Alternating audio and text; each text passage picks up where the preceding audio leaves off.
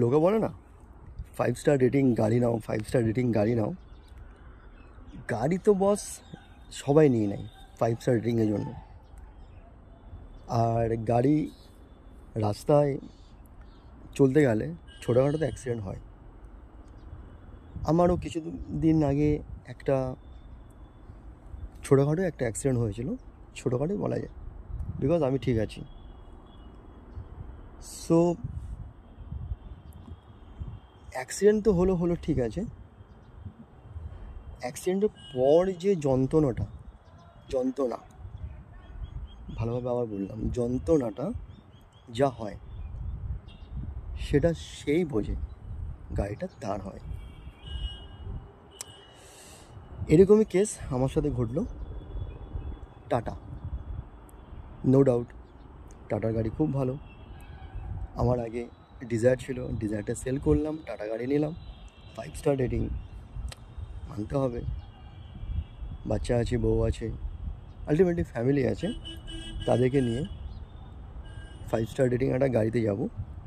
চলো, গাড়িটা আমার টুক করে আমার একটা ট্র্যাক্টরের সাথে অ্যাক্সিডেন্ট। আমার কিছু হয়নি, আমি ভিতরে কিছু বুঝতেও পারিনি। 5 স্টার রেটিং। অ্যাক্সিডেন্ট হয়ে যাওয়ার পর গাড়িটা মোটামুটি শোরুমে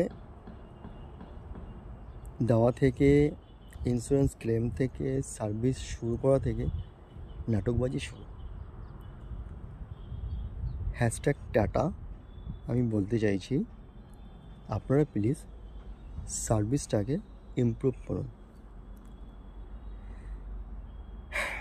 অ্যাক্সিডেন্টের জায়গা থেকে আমি যখন এমার্জেন্সি হেল্পলাইনে ফোন করি তখন বলি যে একটা গাড়িটাকে অ্যাক্সিডেন্ট হয়েছে, গাড়িটাকে টেনে নিয়ে যেতে হবে শোরুমে। ওরা বলে স্যার প্রচুর বৃষ্টি হচ্ছে, আমরা পারবো না, আপনি ম্যানেজ করে নিন। চলো, সেখান থেকে হয়ে গেল ম্যানেজ। তার মাঝখানে তো পুলিশের কেস আছে। হ্যাশট্যাগ ইলামবাজার থানা, যে মোটামুটি আমাদের কাছে 14,000, হ্যাঁ 14,000 টাকা আরামসে পকেটে ভরলো, তারপর গাড়িটা ছাড়লো। ঠিক আছে, যথারীতি টাটা থেকে তো সার্ভিস পেলাম না, আমাকে নিজেই গাড়িটাকে টেনে আনতে হলো নিজের পকেট থেকে খরচা করে।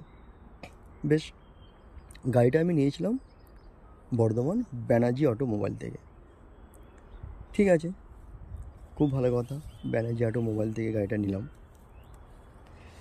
তারপর ওখানে হলো আরেক নাটক। গাড়ির ইন্স্যুরেন্স ক্লেম হবে, শোরুম থেকে একটা এস্টিমেট করলো, স্যার আপনার সব কিছু